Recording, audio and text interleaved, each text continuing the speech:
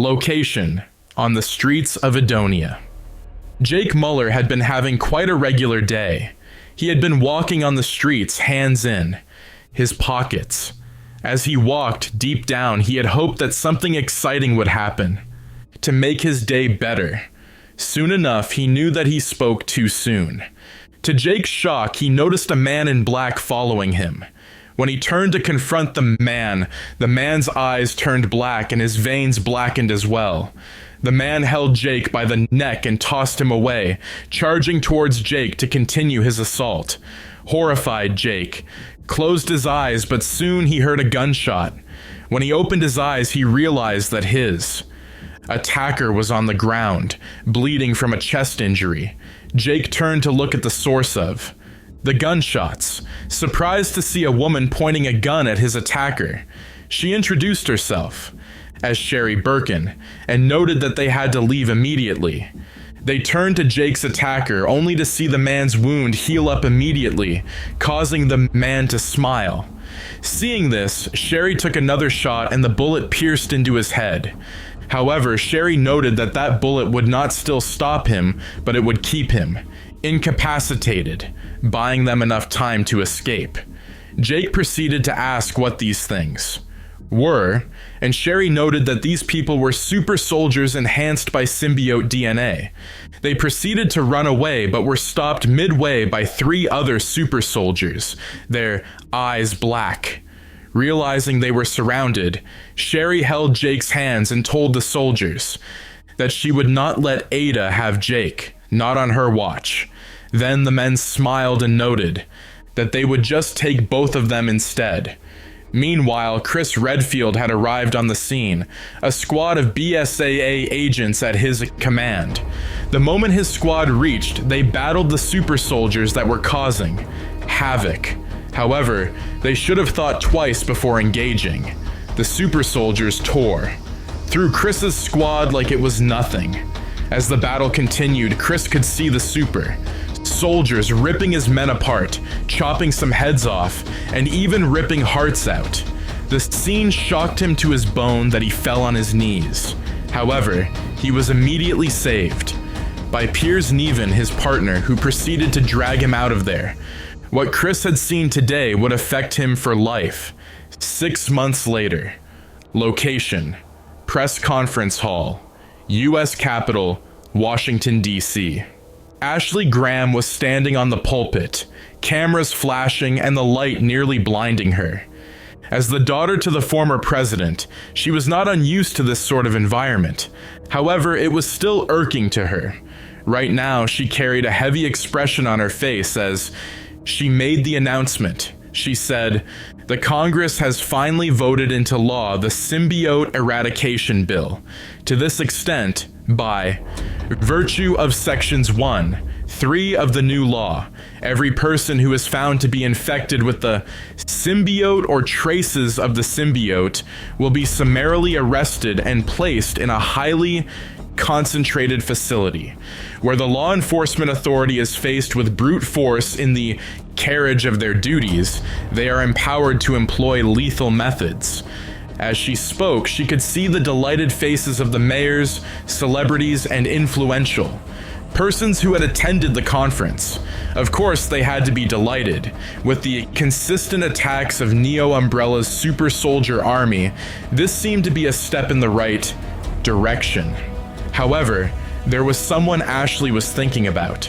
She turned to the right and saw a face that she had not thought she would be seeing today, even if she was well aware that he would be in the occasion as well. Agent Leon Kennedy, the last known man with an original symbiote. Records of the other person, Jill, as she had been called, had been cleaned, and Jill was off the radar. The only other person with an original symbiote that Ashley had learnt off Albert Wesker had died a long time ago, thanks to the combined efforts of Agent Chris Redfield and Shiva Alamar. The symbiote events had been kept under wraps by the US government, as they had been. Grateful to Leon for saving Ashley Graham. Moreover, Ashley's crimes during her time with the symbiote were bad for national publicity, and thus erased summarily. Nevertheless, something unique had been discovered during Ashley's time on the run by the government. Leon's cells could be transformed into a serum, capable of reviving someone whose cells could accommodate the symbiotic nature of the serum. Hence, such a person would be revived, but there was a catch. The person would possess superhuman strength, agility, and speed. While these abilities were nothing compared to Leon's abilities owing to his full compatibility with the original symbiote, these super soldiers were dangerous nevertheless. Little wonder why it had become a thing of national security when copies of Leon's genetic marker were stolen from the Pentagon, and in time the Neo Umbrella was commanding a group of symbiote-empowered super soldiers. It was genuinely terrifying. After the conference, Ashley approached Leon with a smile. Seeing him, she admitted that it had been so long that she struggled to remember what he looked like, a comment to which Leon laughed. However, their laughter was short-lived. Leon proceeded to ask if Ashley was okay with the new law, and Ashley noted she was not. She had 3 reasons.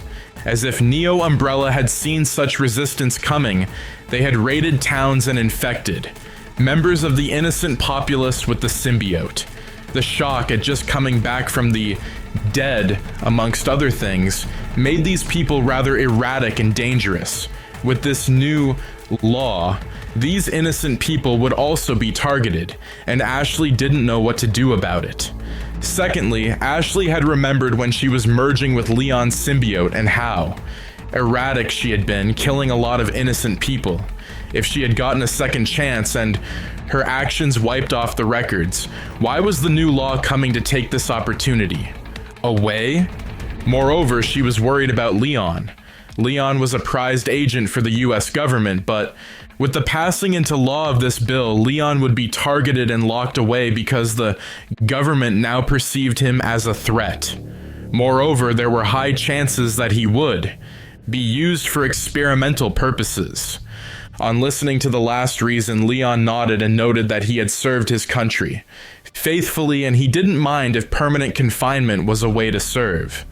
Ashley then asked how permanently confining Leon was going to stop Neo Umbrella. To that, Leon had no answer. Location: the Pentagon. Leon was escorted into his cell, strapped with electromagnetic handcuffs. The irony of the situation was that Leon had specifically had these handcuffs designed for himself if he ever got out of control. In fact, he had personally handed over those instruments to agents in the Pentagon to ensure that if he showed resistance, there was a way of stopping him. Leon had to admit, after his conversation with Ashley, he was still in doubt on why he had to be locked up. However, the more he remembered that fateful day, the more he felt like this was necessary. Ever since he became attached to the symbiote, he had reverted into a monster once in a while. Of course, he had been able to exercise control over his monstrous figure now, as opposed to years ago. He remembered that he no longer heard the voice of the monster inside him, tormenting him like it did the first moments he got the symbiote. That was until a month ago. Leon had been dispatched on a mission to combat forces of Neo Umbrella in Cuba. During the mission, there was an unexpected bomb attack, killing Leon's colleagues. The entire shock destabilized Leon, causing him to turn into a monster and devour everyone else present in the worst way possible. When he had become human again, he had successfully erased evidence of the scene, and that was when he heard the voice in his head again. It had been over 7 years since he last heard the voice, but he still remembered the dread the voice came with. Ever since then, Leon had decided not to take risks anymore, deciding that he didn't want to become a monster again, as he could not control his actions when he was a monster. Locking him up in the Pentagon seemed like the safest option to him. After all, what good was he if he posed a threat to the side he was fighting for? Location: in the streets of Washington, D.C. Ashley was driving carefully, her eyes on the road. She was definitely looking out for a paparazzi. If any reporters saw her now, they would definitely bombard her with questions concerning the US government's methods of dealing with the symbiote-enhanced super soldiers. She was also wearing black shades, which she was convinced shielded her personality from the world. She made a turn and suddenly she heard a loud bang. Before she could wrap her head around it, there was another bang and she could feel her car lift into the air. In seconds, all she saw was darkness. When she opened her eyes, she realized she was bleeding in her capsized car. In pains, she pushed open the door and crawled out of the car. She turned to see people running around, screaming vehemently. Before she could understand it, she saw two men with black eyes heading towards her. Symbiote-enhanced men. Ashley gasped. As they headed towards her, Ashley knew she wasn't going to wait around and discuss with them. She quickly took to her heels with all the strength she could muster. She occasionally turned around, only to see the men walking slowly towards her. It wasn't unexpected. After all, they were super fast if they actually wanted to run. Ashley continued to run, taking various turns in an attempt to outsmart her attackers, as she knew she could not outrun them. As she ran, she felt strong arms pull her into a dark room. She was about to scream when these arms clasped her mouth. "You're safe," she heard a feminine voice whisper in her ears. When she opened her eyes, she was surprised to see a beautiful woman in front of her, dressed in AM agent's attire. The woman introduced herself as Helena Harper, and she noted that she was here to protect Ashley. When Ashley asked why Helena was helping her, Helena noted that she was only here because she needed information on Agent Leon Kennedy. Why? Ashley asked. Helena noted that it was because she wanted to break him out of the Pentagon. Location: in Leon's mind. When Leon opened his eyes, he was shocked to see himself not in his prison cell. However, he realized this was unlike any scene he had ever seen. It only made sense that he was, somehow, in his head. "We meet again," he heard a monstrous voice say. He turned sharply and saw an alien monster in front of him. He recognized the monster immediately. It was the symbiote. The symbiote had somehow dragged him into a mental confrontation. The monster noted that the last time they saw, it had pinned Leon down in seconds. However, that was several years ago, and now Leon was strong enough to mentally resist him. Nevertheless, the monster noted that he would always come out, no matter what. Leon asked how this was possible, and the monster noted that it had spent several years studying the pattern of Leon's mind, and very soon, not only would it be able to take over Leon's mind, but it would be able to lock out Leon for good. And with that, Leon felt his heart sink. Location: BSAA facility in China. When Chris stepped into the facility, he could feel the memories attempting to rush back in. However, he had spent the last 6 months trying his hardest to work on his mental health so that he would forget the symbiote-enhanced soldiers ripping his team apart like it was nothing. When he entered the facility, he was greeted by Piers, who was excited to see him.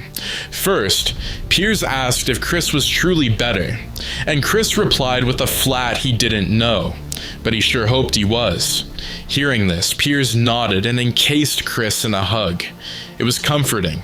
However, there was a lot of work to be done. Piers admitted that they needed Chris's expertise now more than ever, as the symbiote-enhanced super soldiers were causing havoc in multiple countries. Neo Umbrella had started a war and they seemed to be winning it. Chris asked Piers if they had any positive news, and Piers admitted that they did. He escorted Chris into another room, where he found 2 people sitting on separate beds, male and female. Once they saw Chris, they stood up and introduced themselves as Sherry and Jake. Piers nudged Jake to speak, and Jake cleared his throat, revealing that he had been in Neo Umbrella's captivity for the past 6 months, alongside Sherry, who was used as a hostage to get Jake to cooperate. Chris asked why Jake was so important to Neo Umbrella's mission, and Sherry stepped into the equation to explain. She noted that she had been on a mission to extract Jake before the attack on Adonia for one purpose: to study his cellular structure. Turns out, while Jake was immune to bioweapons and viruses, he also had a unique cell structure that could overwrite the symbiote's genetic code. Shocked, Chris asked how that was even possible. Sherry noted that the same way the first original symbiotes were transported to this world by a temporal anomaly, wasn't it possible that the anomaly created a balance by altering Jake's DNA as well? Piers offered his contributions by noting that with Jake, every symbiote-enhanced soldier could be cured, and this was why Neo Umbrella needed him for their own purposes. Hearing this, Chris revealed that Jake might have been their last shot in ending the super soldier problem, but the question was, how were they going to transmit a cure like that to every super soldier out there? And to that, no one had an answer. Location: the Pentagon. Leon was sweating in his cell now. He struggled not to drift off, because every time he did, he would fall into another mental battle with the monster inside him. Leon could not understand why the symbiote was getting stronger, but he did not like it at all. Or was the war on the outside somehow making the symbiote stronger on his inside? Before he could comprehend the extent of what he was dealing with, the National Security Advisor David Simmons came to his cell. Leon was surprised to be visited by Simmons and asked what the problem was. Simmons noted that he commended Leon's bravery. Truly, Leon was an asset to his country. However, Simmons proceeded to note that Leon was wasting his time in confinement when he possessed the very key to revolutionizing the world. Leon remained confused, and he did not fail to express his confusion. With that, Simmons decided to be clearer. He subtly revealed that he was responsible for the Symbiote Eradication Act, but not because he wanted symbiotes out of the way, but because he needed an avenue to study Leon for himself. Only then did Leon realize that Simmons was associated with Neo Umbrella. Pleased that Leon discovered this, Simmons reminded Leon that he had the original symbiote and was perhaps the most powerful man in the world. He had freaking come back from the dead. Simmons offered Leon a deal. Leon could work with him, and they would make a pretty good team, or Leon would have to face the consequences anyway. As expected, Leon rejected Simmons' deal and Simmons sighed, noting Leon was going to regret that. As soon as Simmons left, Leon's cell doors opened, which was a surprise to Leon. However, as soon as he heard footsteps of guards with cocked guns, he knew that Simmons intended to carry him out of here unconscious. Leon was Simmons' star prize, and Leon was going to be his lapdog. Springing into action, Leon's eyes turned black, and he proceeded to spar with the soldiers that came to apprehend him. As they battled, he realized to his horror that half of these soldiers were symbiote enhanced. How much of the United States security force was infiltrated by Neo Umbrella already? As soon as Leon got access to a gun, he sprung away. Location: the Pentagon. When Ashley Graham and Helena Harper arrived at the Pentagon, they were shocked to realize that everywhere was on lockdown. Utilizing the distraction, Helena and Ashley decided to run for it, making their way to various checkpoints in order to avoid being accosted by the guards. Fortunately, they were able to find Leon, who they were surprised but impressed to learn had escaped his cell. They turned to run, but before they could make any movements, a symbiote-enhanced guard appeared in front of them and fired shots at them. Leon gunned him down in seconds, but not, before realizing to his horror that Ashley had been hit. Ashley fell to the floor, gasping for breath as she began to bleed profusely. Leon held her in his arms, his emotions beginning to get the better of him. He offered to heal her with his abilities, but Ashley admitted that ever since her last encounter with a symbiote, her body repelled symbiotes, so the healing process would not work. However, Ashley wasn't afraid. She thanked Leon for saving her life years ago, and she was grateful to be a part of his journey. And with that, she closed her eyes and breathed her last. Watching Ashley die sparked a pain in Leon. His eyes turned black, and he suddenly transformed into a monstrous figure.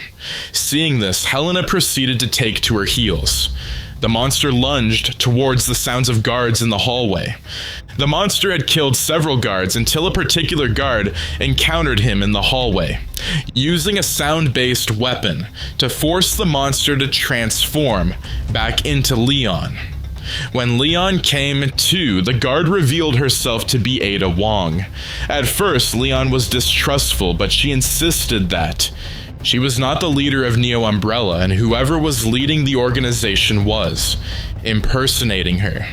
Ada urged Leon to remember that they shared a symbiotic connection, and he could tell if she was lying or not. Leon decided to listen to their connection. Ada was telling the truth. Location: BSAA facility in China. Chris had spent the next few days training new squads on how to deal with Symbiote enhanced soldiers under the supervision of peers. Meanwhile, Sherry and other lab attendants had attended to Jake to develop a cure for the symbiotic cells in these past days. Of course, Chris knew that. Soon, their base would be attacked by Neo Umbrella, but he was preparing for it. Soon, Chris heard they had 3 new intruders. Going out to meet them, he was shocked to see people who introduced themselves as Leon Kennedy, Ada Wong, and Helena Harper. At first, Chris attempted to attack Ada, but Leon quickly stopped him and informed him that Ada was not the leader of Neo Umbrella. Recalling how Leon was instrumental in saving the love of Chris's life, Jill, and defeating Albert Wesker, Chris decided to trust Leon. Soon enough, everyone was briefed on the current situation of events.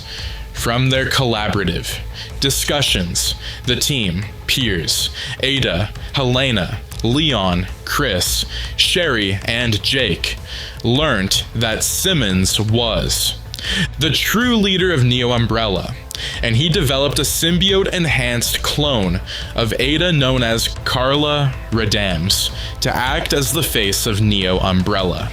Simmons would have been invincible if he had Leon and Jake in his clutches, but now that he didn't, it was obvious he would come for them. They all knew that the battle was coming here, and they had to be prepared. It was time to end this madness once and for all. In the next 26 hours, an army of symbiote-enhanced persons had surrounded the BSAA facility. Worse still, a symbiote-enhanced Carla Radames and Simmons had joined the party, determined to retrieve their most valuable assets. Seeing this, the team knew that their hardest in battle yet had just arrived at their doorstep. Leon and Sherry were assigned to protect Jake and the lab scientists while they worked on finalizing the equation for the cure and replicating it. Meanwhile, Chris and Piers led the expedition outside. Ada and Helena were also in the front entrance, preparing to defend the facility. Using a microphone in his helicopter, Simmons urged the BSAA facility to surrender Leon and Jake. Then everyone would go their way in peace. However, Piers yelled that Simmons should go screw himself, and with that, the fighting began. It was quite an epic fight. The agents of the BSAA were on the losing side against superhuman soldiers, but they fought with all their might. As his soldiers died one by one, Chris began to reminisce about the attack in Adonia, but that was not the most heartbreaking scene yet. To his shock, he watched one of the soldiers plunge his hands into Piers's chest, ripping out his heart like it was nothing. The last expression Chris saw on Piers's face was that of pure bravery, even as Piers fell to the floor, dead. Chris found himself falling on his knees. There was no way they were going to hold off this army until the cure was finalized, unless a miracle happened. And suddenly, it did. To his shock, something leaped from the air and landed in the center of the field immediately, attacking the enhanced soldiers at full force and with ease. It was a symbiotic monster, feminine in nature. Chris did not need anyone to tell him who this was. It was Jill. He had not heard from her ever since she went under the radar, and here she was, fighting his battle. With renewed courage, Chris stood up and continued to fight. On one end of the facility, Carla Radami had infiltrated one of the labs and moved with speed and precision. However, she was quickly stopped by Ada Wong, who dulled her vehemently. The duel was intense but short-lived as Ada overpowered Carla, snapping her neck and killing her. "That's what you get for stealing my life," Ada spat. Simmons reached the main laboratory, and the cure was not yet finalized. Seeing him, Sherry attempted to tackle him, but he tossed her to the wall quickly. She landed on her back, falling, unconscious immediately. Leon immediately jumped on Simmons and they fought vehemently. However, the fight killed most of the lab attendants in the room, leaving only one to finish the cure in one vial.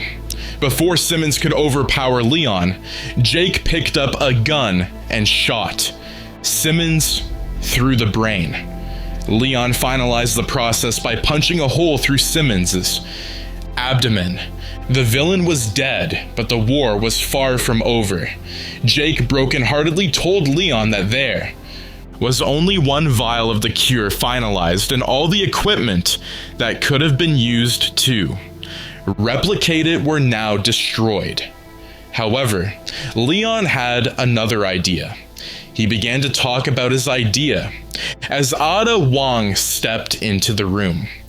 Leon revealed that all the symbiote-enhanced soldiers were created from copies of his DNA, and like Ada, he must have had a psychic connection with them. If he took the cure and used that psychic connection, he would be able to spread the cure mentally and rewrite all their genetic codes, curing everyone in the world spontaneously.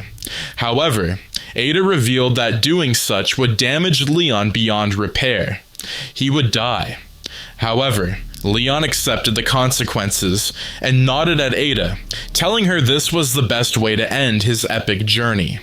And with that, Ada nodded and took the vial of the cure, inserting it into a syringe and injecting Leon with it. He fell unconscious. Location in Leon's mind. Leon was quite unsurprised to see the symbiote monster in front of him. Of course, the symbiote was going to do everything to stop him from eradicating his life form on this world. However, this time Leon was not afraid of this monster. He was prepared. The monster rushed towards Leon, but Leon roared that this was his mind, and he successfully tackled the symbiote. As soon as he overpowered the monster, he pointed a gun that he materialized out of thin air at the head symbiote and shattered its head into a million pieces. It was over. Suddenly, all the symbiote-enhanced soldier fell to the floor, vomiting the traces of the symbiote that was inside them. Chris watched the entire scene unfold and smiled. Knowing that the war was finally over, Leon opened his eyes one last time and looked at Ada, who was standing over him with a bitter smile on her face. "Did we win?" Leon asked. Once Ada nodded, Leon allowed himself to give up the ghost.